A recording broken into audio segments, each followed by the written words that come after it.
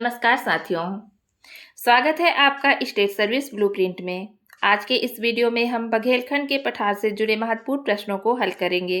Video को अंत तक जरूर देखिए और अपने उत्तर को कमेंट में जरूर बताइए। तो चलिए शुरू करते हैं आज का पहला प्रश्न। बघेलखंड का पठार भारत के किस भौतिक प्रदेश का भाग है? ऑप्शन ए उत्तरी मैदान, ऑप्शन बी हिमालय पर्वतीय प्रदेश, ऑप्शन सी प्रायद्वीपीय पठार के मध्य उच्च भूमि, ऑप्शन डी तटीय मैदान। चलिए उत्तर दीजिए। तो इसका सही उत्तर है ऑप्शन सी प्रायद्वीपीय पठार की मध्य उच्च भूमि। बघेलखंड का पठार जो है प्रायद्वीपीय पठार के मध्य उच्च भूमि का एक भाग है।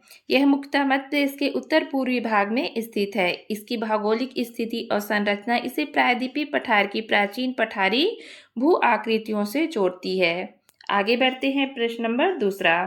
बघेलखंड का पठार मुख्यतः किन राज्यों में स्थित है? ऑप्शन ए मध्य प्रदेश एवं उत्तर प्रदेश, ऑप्शन बी गुजरात एवं महाराष्ट्र, ऑप्शन सी राजस्थान एवं हरियाणा, ऑप्शन डी झारखंड एवं बिहार। चलिए उत्तर दीजिए। तो इसका सही उत्तर है ऑप्शन ए मध्य प्रदेश एवं उत्तर प्रदेश। बघेलखंड का पठार मुख्यतः मध्य प्रदेश के उत्तर पूर्वी भाग में स्थित है। इसका विस्तार जो है उत्तर प्रदेश के दक्षिण पूर्वी भाग तक भी मिलता है। यह प्रायद्वीपीय पठार की मध्य उच्च भूमि का महत्वपूर्ण हिस्सा है। आगे बढ़ते हैं प्रश्न नंबर तीसरा। बघेलखंड का पठार किन दो पर्वत श्रेणियों के बीच स्थित है?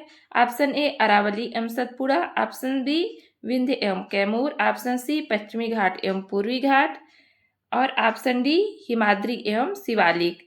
चलिए उत्तर दीजिए।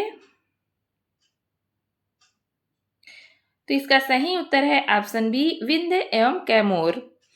तो बघेलखंड का पठार मुख्यतः विंध्य और कैमूर पर्वत श्रेणियों के बीच स्थित माना जाता है। यह क्षेत्र मध्य देश के उत्तर पूर्वी भाग से लेकर उत्तर प्रदेश के दक्षिण पूर्वी भाग तक विस्तृत है।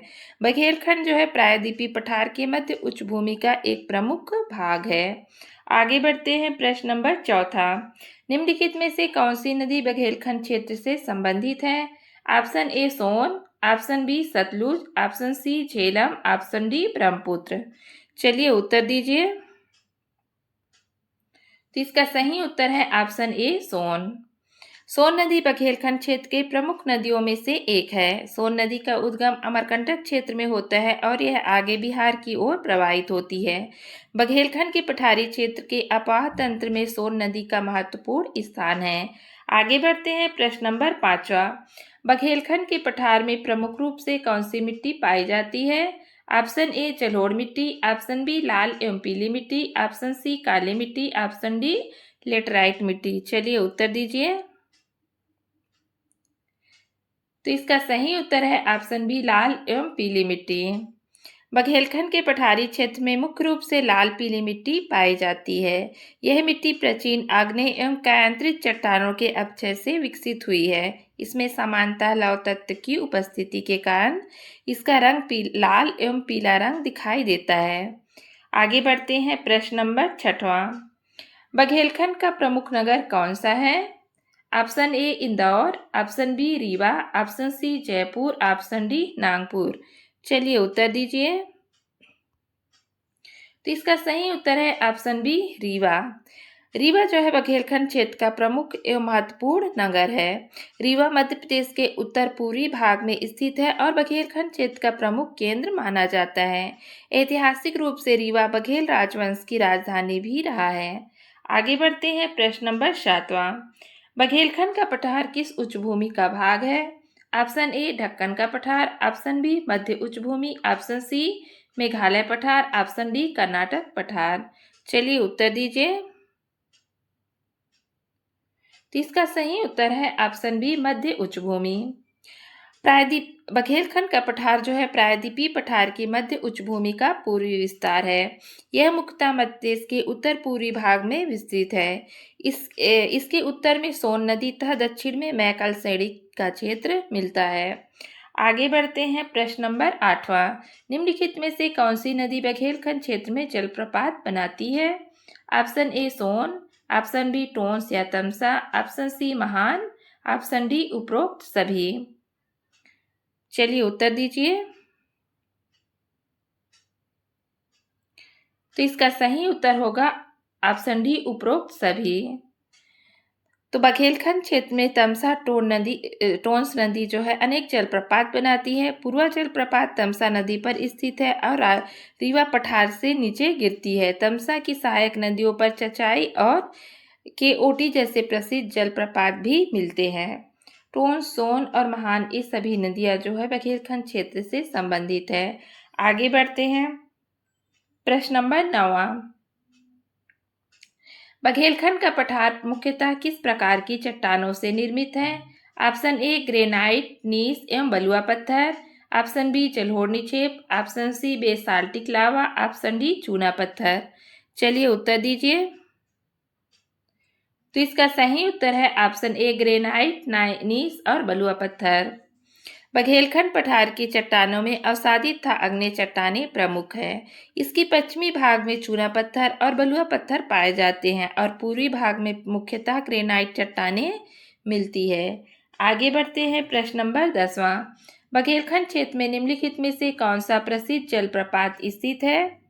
ऑप्शन ए धुआंधार जलप्रपात। ऑप्शन बी चचाई जलप्रपात। ऑप्शन सी जोग जलप्रपात। ऑप्शन डी अथिरापिल्ली जलप्रपात। चलिए उत्तर दीजिए। तो इसका सही उत्तर है ऑप्शन बी चचाई जलप्रपात। चचाई जलप्रपात मध्य प्रदेश के रीवा जिले में स्थित है। यह बीहड़ नदी पर बनता है और जो तमसा टोंस नदी की सहायक नदी है। इसकी ऊंचाई लगभग 130 मीटर है और यह बघेलखंड क्षेत्र का प्रसिद्ध जलप्रपात है। चलिए आगे बढ़ते हैं। प्रश्न नंबर 11वां। बघेलखंड के पठार की स्थलाकृति मुख्यतः कैसी है? ऑप्शन ए समतल जलोढ़ मैदान। ऑप्शन बी उबड़ खाबड़ एवं अपर्दित। ऑप्शन सी रेतीली मरुभूमि। ऑप्शन डी हिमाच्छादित। चलिए उत्तर दीजिए। तो इसका सही उत्तर है ऑप्शन बी उबड़ खाबड़ एवं अपर्दित। बघेलखंड पठार की स्थलाकृति मुख्यतः आसमान, लहरदार और पठारी है। यहाँ कम ऊंची पहाड़ियाँ, पठार और नदी घाटियाँ प्रमुख रूप से मिलती है। नदियों के अपर्दन के कारण कई स्थानों पर गहरी घाटियाँ और जलप्रपात भी विकसित हुए हैं।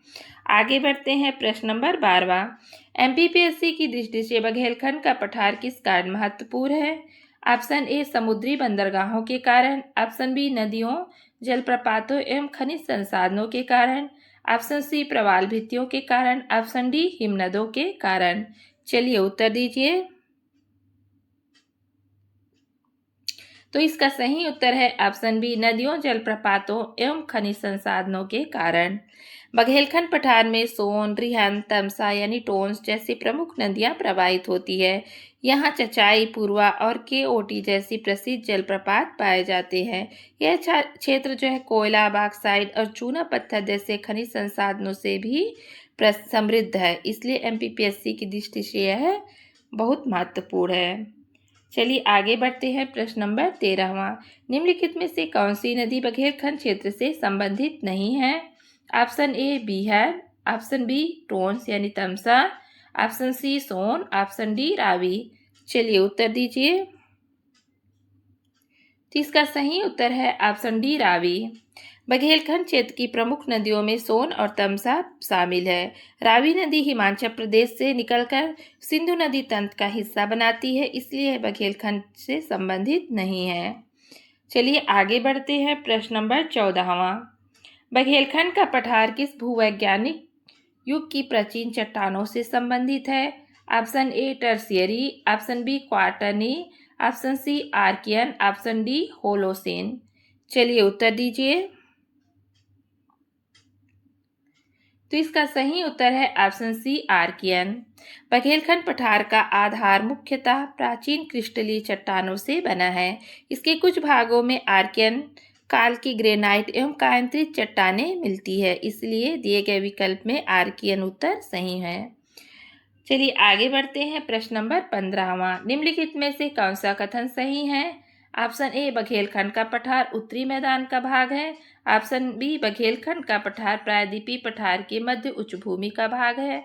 ऑप्शन सी बघेलखंड का पठार तटीय मैदान का भाग है। ऑप्शन डी बघेलखंड का पठार हिमालय का भाग है। चलिए उत्तर दीजिए। तो इसका सही उत्तर है ऑप्शन बी, बघेलखंड का पठार प्रायद्वीपीय पठार के मध्य उच्चभूमि का भाग है। बघेलखंड का पठार प्रायद्वीपीय पठार के मध्य उच्चभूमि का पूर्वी विस्तार है। मध्य उच्चभूमि के पूर्वी विस्तार में बुंदेलखंड और बघेलखंड शामिल है। चलिए दोस्तों, आज का सेशन यही समाप्त होता है। अगर आपको ये MCQ सीरीज उपयोगी लगी हो तो वीडियो को लाइक करें, चैनल को सब्सक्राइब करें और अगला MCQ जरूर हल करें। आपकी तैयारी हमारी जिम्मेदारी। जुड़े रहिए स्टेट सर्विस ब्लूप्रिंट के साथ। जय हिंद।